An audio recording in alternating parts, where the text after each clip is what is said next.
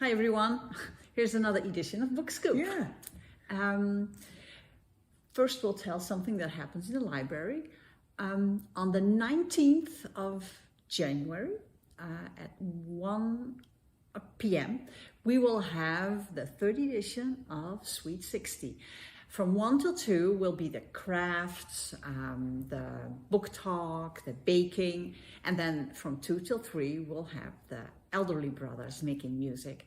For the first part, 1 to 2, we'd like you to sign up because we cannot have like 50 or 60 people just drop in.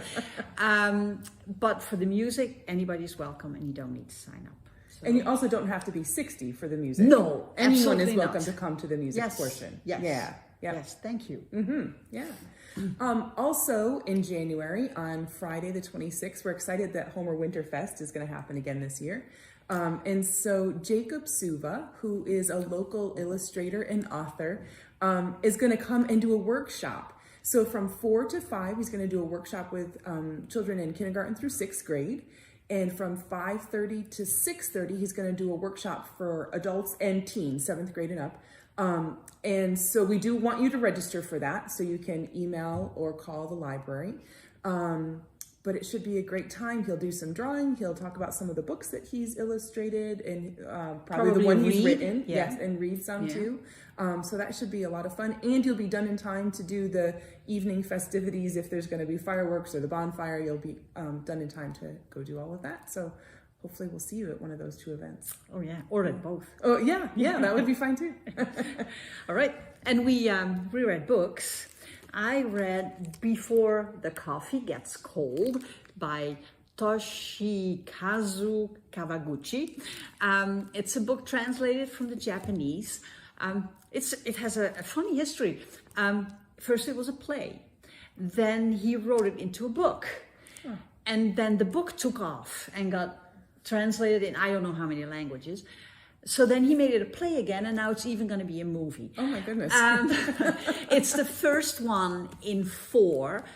So this is not the most recent one, but I decided, I'll start with the first one. It's about a little coffee cafe where you can travel back in time. But there are specific rules. You have to sit in a specific seat, and the seat is available only once a day. You can only go back in time to meet someone who has also been at that cafe. And there's a few more rules. So you can't just go to Abraham Lincoln or whatever you'd like. The characters in the book are not many. And during the story, they all get a very, creative past. And since at the end of the book, it becomes apparent that you can also travel to the future with the chair. 2 of them also get a very original trip to the future. So if you're interested in a not too difficult book, that gets you some insights of life in Japan, and just a book to cuddle up with. No difficult phrases before the coffee gets cold. That sounds fun. Yeah. I read Welcome Home Stranger by Kate Christensen. This is brand new. It's literary fiction. When Marcia and I were talking, I said, I'm going to read a book that maybe isn't super fun and happy for the holidays, because not everyone experiences super fun and happy for the holidays, and this lived up to that. We meet Rachel, who works in Washington, D.C. She's a writer. She's been estranged from her family for at least 10 years, and her mom dies, so she goes back home. Back home is her sister and her sister's husband and their twin children, who are teenagers.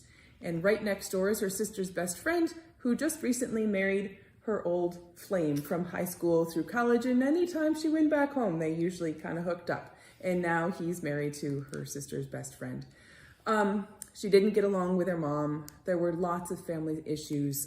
This book should probably come with a trigger warning. There's alcoholism. There's a little bit of talk about sexual abuse. There's suicide. There's a lot in this book. And it's kind of,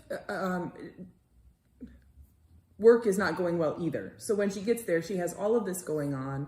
Her mother's house has been left to her, so she needs to deal with that. That turns into more problems than she expected. So it's just her kind of learning how to deal with everything that's happened and maybe get a different understanding of what actually took place when she was growing up. She and her sister didn't really talk, and they find out some reasons why that happened the way it happened. Her mom had some mental health issues also. It was a lot. It was an interesting read. It makes you look at your own life and feel pretty grateful for what you have.